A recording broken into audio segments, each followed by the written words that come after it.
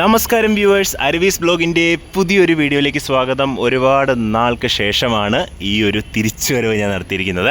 അപ്പോൾ നമ്മളെന്നുള്ളത് പാലക്കാട് പുതിയതായിട്ട് ഓപ്പൺ ചെയ്തിട്ടുള്ള പിഷാരഡീസ് വെജ് റെസ്റ്റോറൻറ്റിലാണ്. പിഷാരഡീസ് ഒരുപാട് സ്ഥലത്തുണ്ട്, പാലക്കാട് പണ്ട് ഉണ്ടായിരുന്നത് തന്നെയാണ്. അപ്പോൾ അവർ വീണ്ടും പാലക്കാടേക്ക് തിരിച്ചു വന്നിരിക്കുകയാണ്. അപ്പോൾ ഇന്ന് നമ്മളിവിടെ വന്നിരിക്കുന്ന ഓണസമയം ആയതുകൊണ്ട് ഒരു സദ്യ കഴിക്കാൻ വേണ്ടിയിട്ടാണ്. പിഷാരഡീസിൽ ഇന്ന് സദ്യ അവൈലബിൾ ആണ്. ഞാൻ ഓൾറെഡി ഒരു തവണ കഴിച്ചു, എനിക്ക് ഒരുപാട് ഇഷ്ടപ്പെട്ടു. അപ്പോൾ അതുകൊണ്ട് തന്നെയാണ് ഞാൻ ഇന്നൊരു വീഡിയോ എടുക്കണമെന്ന് പറഞ്ഞ് വന്നത്. സോ ഇപ്പോൾ ചെറിയൊരു മഴയുണ്ട്, നമുക്ക് എന്തായാലും അകത്തേക്ക് പോകാം. അതിനു മുമ്പ് ലൊക്കേഷൻ ഇരിക്കുന്നത് എവിടെയാണെന്ന് വെച്ച് കഴിഞ്ഞാൽ നമ്മുടെ ജിമ്മില്ലേ, പബ്ലിക് ജിമ്മിൻ്റെ കറക്റ്റ് ഓപ്പോസിറ്റ് തന്നെയാണ് പിഷാരഡീസ് ഉള്ളത്. നമുക്ക് എന്തായാലും ഇവിടെ അത്യാവശ്യം നല്ലൊരു പാർക്കിംഗ് സ്പേസും ഉണ്ട്. ഇനി അകത്തേക്ക് പോകാം.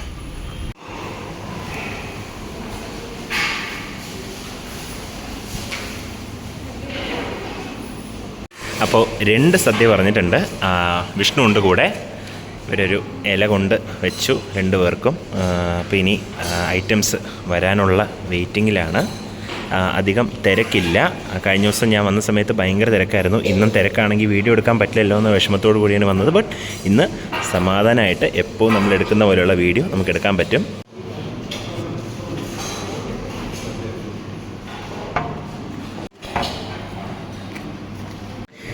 എല്ലാ ഐറ്റംസും കൊണ്ടിട്ടിട്ട് മാത്രമേ ഞാൻ ടേസ്റ്റിങ് തുടങ്ങുന്നുള്ളൂ.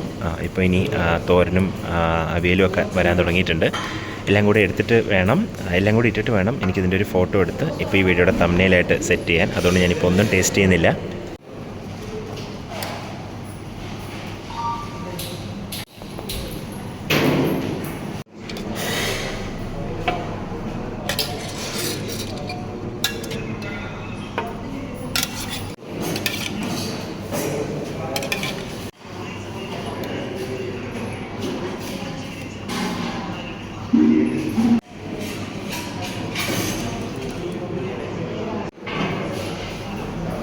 അങ്ങനെ ഇലയിൽ എല്ലാം വിളമ്പിക്കഴിഞ്ഞു. ഇനി ഓരോന്നായിട്ട് എന്തൊക്കെയാണെന്ന് ഞാൻ പറയാം. ഇത് ചമ്മന്തിപ്പൊടിയാണ്. അധികം സദ്യകളിലൊന്നും ഞാൻ ചമ്മന്തിപ്പൊടി കണ്ടിട്ടില്ല, ഇവിടെ മാത്രമേ കണ്ടിട്ടുള്ളൂ ഞാൻ ഇത്രയും നാൾ കഴിച്ചതിൽ. ഇനി അത് ഇവിടെ ട്രഡീഷണലി ഉണ്ടാവുന്നതാണെന്ന് എനിക്കറിയില്ല. പിന്നെ നുറുക്കുപ്പേരി, ശർക്കര ഉരുട്ടി, ഇഞ്ചിപ്പുളി. ഇവിടെ പാലക്കാടുകാർക്ക് ഇഞ്ചിപ്പുളി, ഞങ്ങളുടെ നാട്ടിലൊക്കെ ഇനി ഇഞ്ചിക്കറി എന്നാണ് പറയാറ്. പിന്നെ ഇത് അച്ചാർ, ഇത് നെല്ലിക്ക അച്ചാറാണ്. ക്യാബേജ് കൊണ്ട് തോരൻ, അവിയൽ, ഓലൻ, കാളൻ. ഇത് രസവും മോരും വന്നിട്ടുണ്ട്. ബൗളിൽ നമുക്ക് സെർവ് ചെയ്തിട്ടുണ്ട് 2 പേരും കൂടി. ഓലൻ, കാളൻ. ഇത് പച്ചടി, പൈനാപ്പിൾ പച്ചടി. ഇത് കിച്ചടി, ഇത് വെള്ളരിക്കയാണെന്ന് തോന്നുന്നു. ഇത് എരിശ്ശേരി, മത്തങ്ങ എരിശ്ശേരി. കൂട്ടുകറി എന്ന് പറഞ്ഞാൽ എരിശ്ശേരിയും കൂട്ടുകറിയും മിക്സ് ആൻഡ് മാച്ച് ആവുമെന്ന് തോന്നുന്നു. ഇത് പരിപ്പ്, ചോറ്, സാമ്പാർ, രസം, മോര്. ഇതല്ലാതെ പായസമുണ്ട്, പിന്നെ പപ്പടം. ഇത്രയാണ്. അപ്പോൾ നമുക്കിനി ആദ്യം സാമ്പാർ വെച്ചൊന്ന് കഴിച്ചിട്ട് ഞാൻ എൻ്റെ ടേസ്റ്റ് പറയാം.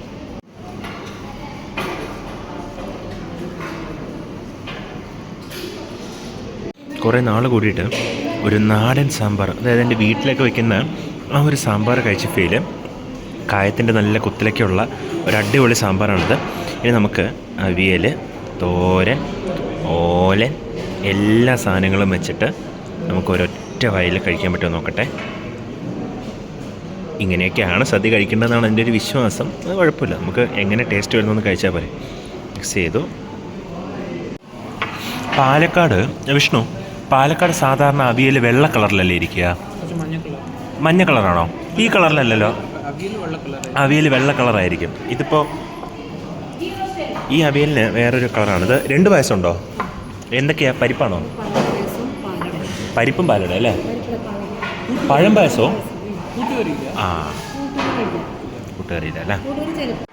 ഇത് പൈനാപ്പിൾ പച്ചടിയല്ല, ഇത് പഴം കൊണ്ടുണ്ടാക്കിയ പച്ചടിയാണ്.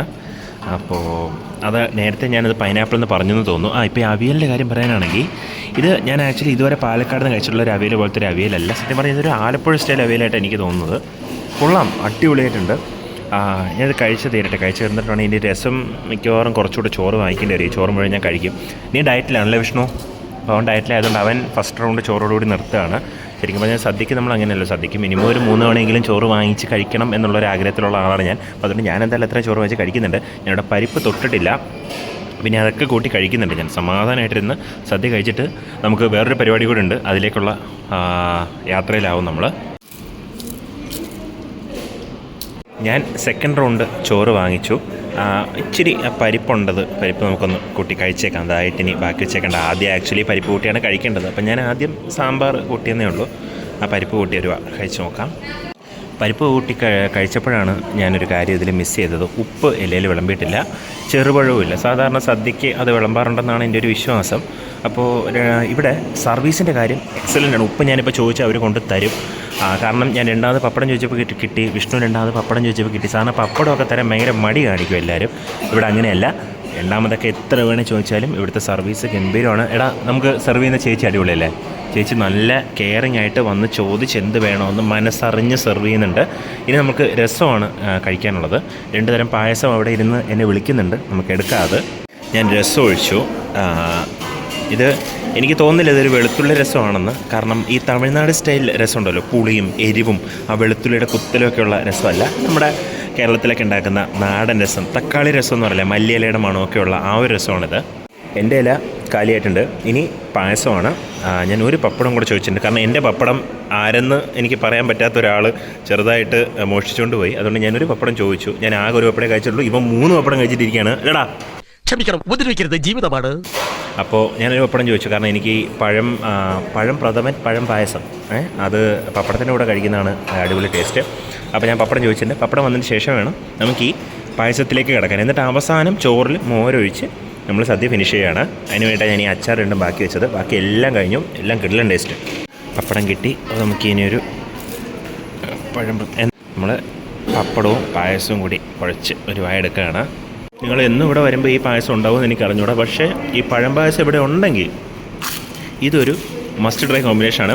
എനിക്കറിയാം ഈ വീഡിയോ ഭയങ്കര വൃത്തി ഉണ്ടാവില്ല, കഴിച്ച ഇല കാണിക്കാൻ പാടില്ല. പക്ഷേ സദ്യ ഇങ്ങനെ നമുക്ക് പ്രസൻറ്റ് ചെയ്യാൻ പറ്റൂ, വേറെ വഴിയില്ല. അതുകൊണ്ടാണ് നമുക്ക് സദ്യ ഒരിക്കലും വൃത്തിയോടെ കഴിക്കാൻ പറ്റില്ല. സദ്യ ഈസ് മെസ്സി. പഴം പായസം കഴിഞ്ഞു. ഇനി പാലടയുടെ വരവാണ്. പാലട കുറച്ച് എന്താ പറയുക, തിന്നായിട്ടാണ് എനിക്ക് തോന്നുന്നത്. ഒരു തിക്ക് കൺസിസ്റ്റൻസി അല്ല. ടേസ്റ്റ് നോക്കട്ടെ. എനിക്ക് ആക്ച്വലി ഇതൊരു മിൽക്ക് മെയ്ഡിൻ്റെ ടേസ്റ്റാണ്. പാല് കുറുകിയ ടേസ്റ്റാണ് ഇതിൽ മുമ്പിൽ നിൽക്കുന്നത്. അത്യാവശ്യം മധുരമുണ്ട്. എന്താ പറയുക, എനിക്ക് പൊതുവേ പാലട അത്രയ്ക്ക് ഇഷ്ടമുള്ളൊരു സാധനമല്ല. ഞാൻ ഈ പ്രഥമനാണ് കൂടുതൽ കഴിക്കാറ്. അടപ്രഥമൻ്റെ ആളാണ്. ഈ ശർക്കരയും തേങ്ങാപ്പാലും ഒക്കെ ഇട്ടിട്ടുള്ളത്. ഇത് കൊള്ളാം, ഭയങ്കര മധുരമാണ്. ലൈക്ക് ഈ പായസം പാലക്കാടുള്ളവരുടെ ഭയങ്കര ഫേവറേറ്റ് ഉള്ളൊരു പായസമാണ്, എനിക്കറിയാം. But it's good.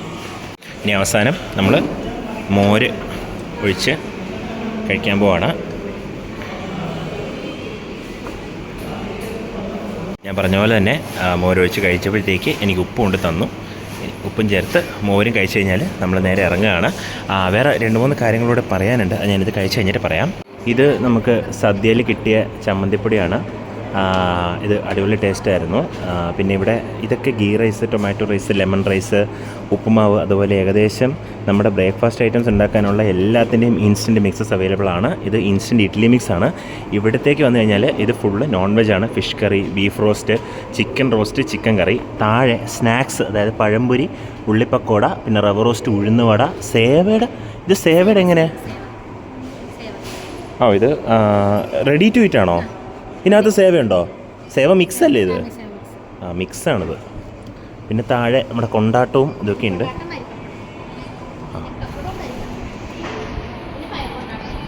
താഴെ ഇരിക്കുന്ന പയർ കൊണ്ടാട്ടം ആണല്ലേ? അത് താഴെ കുമ്പളങ്ങ കൊണ്ട് കൊണ്ടാട്ടോ, കുമ്പളങ്ങ തോല്.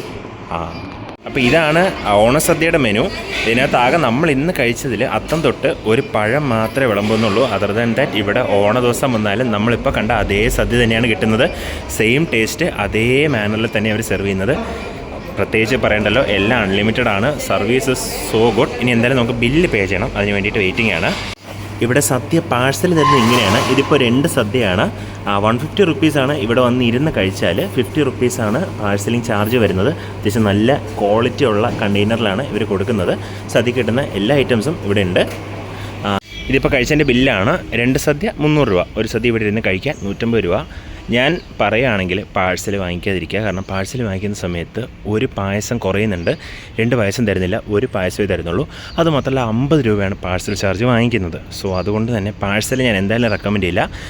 വരികയാണെങ്കിൽ തീർച്ചയായിട്ടും പിഷാരി ഡിസ്സിൽ വന്ന് സുഖമായിട്ട് ഇപ്പോൾ ഞാൻ കഴിച്ച പോലെ സദ്യ കഴിക്കുക, 2 പായസമൊക്കെ ചേർത്തിട്ട്.